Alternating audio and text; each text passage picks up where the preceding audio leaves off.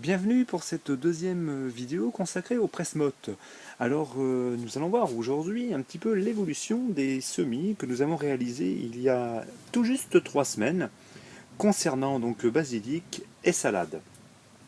Alors le test est un petit peu tronqué malheureusement avec des très fortes températures. Nous sommes pas tout à fait à la mi-juin et nous excédons les 35-36 degrés en journée. Donc malheureusement j'ai eu un petit peu de perte pour le test, mais bon, ça reste quand même fiable, je dirais, si on veut regarder un petit peu comment ça évolue.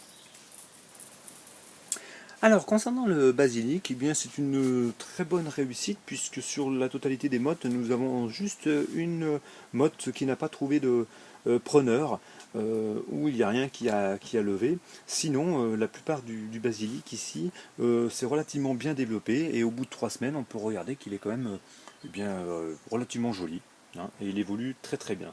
Concernant les salades, là par contre c'est pas la même histoire, puisque au niveau de la laitue à couper, on a quoi, à peu près 15-20% de réussite. Concernant la batavia, on en a un petit peu plus, on doit être à peu près à 60%. Bon bah ça c'est sûr que par rapport aux températures qu'on vient d'avoir là sur les 5-10 premiers jours de juin, et bien malheureusement le test est un petit peu erroné par rapport à ce type de semis. Mais bon, c'est pas grave, le peu qui est sorti ici bon, permet déjà de pouvoir voir un petit peu comment ça se comporte. D'accord. Alors, j'avais également plusieurs questions qui m'ont été posées. La première concernant la motte. Alors, je vais prendre une motte pour vous montrer.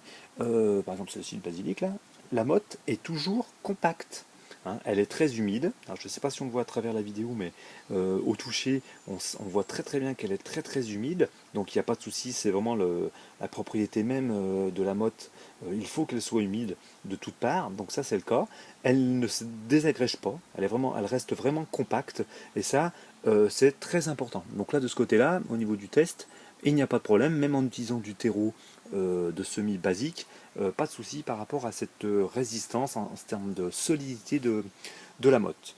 Deuxièmement, concernant l'arrosage, deux techniques que j'utilise, soit en simultané, soit l'une après l'autre. Dans un premier temps, j'utilise le pulvérisateur 2-3 fois par jour en fonction de la chaleur que vous allez avoir, la chaleur ambiante. Quoi qu'il arrive, il faut que vos mottes soient le plus longtemps, même toujours, avec une humidité importante. La deuxième, donc ça, soit vous la mêlez avec, soit vous l'utilisez lorsque les plants sont comme maintenant bien évolués, par capillarité. Alors, si on regarde ici, on voit qu'il y a un petit peu, vous voyez, un fond d'eau directement. Donc, vous utilisez un bac polystyrène, par exemple. Vous aérez bien vos mottes, une fois que ça a commencé à se développer, vous voyez. Vous espacez bien entre chaque motte. Et donc, vous laissez toujours un fond d'eau, et ça n'empêche pas d'utiliser un peu le pulvérisateur lorsque les plants sont un petit peu plus jeunes, et donc ça vous permet vraiment d'avoir des mottes toujours humides. Et bien, cette humidité, qu'est-ce que ça va permettre? Eh bien, c'est simple, si je prends la motte ici de la Batavia, on peut remarquer, donc toujours une motte relativement solide, hein, compacte, et surtout le système racinaire très développé sur toutes les faces, et même qui dépasse, vous voyez, ça dépasse un petit peu là, et donc là vous avez déjà un plan avec un système racinaire très développé, et ça va vous permettre de pouvoir effectuer dans quelque temps un repiquage, j'allais dire tout en douceur, c'est-à-dire il suffit de faire un petit trou, de poser la motte dessus, on la recouvre un petit peu de part et d'autre, et voilà, votre repiquage sera effectué et les racines vont pouvoir vraiment s'intégrer dans votre carré potager très facilement. Hein. La deuxième chose, également, il n'y a pas besoin justement d'avoir des racines à nu, de l'enlever à des fois, de dépoter, rempoter, défaire un petit peu, enfin bref, là il n'y a vraiment pas de manipulation particulière à faire, si ce n'est d'entreposer directement la motte dans le trou que vous effectuerez.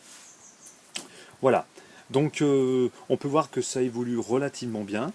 Et donc on réalisera très prochainement la suite pour voir un petit peu ce qu'il en devient. Eh bien, retrouvez-moi sur la chaîne YouTube. N'hésitez pas à vous abonner et également et surtout à laisser vos commentaires pour plus d'échanges, d'expériences également de votre part. Et puis, bah, écoutez, on se retrouvera très très prochainement pour d'autres vidéos sur d'autres thèmes concernant le potager. Merci beaucoup de m'avoir suivi et à très bientôt.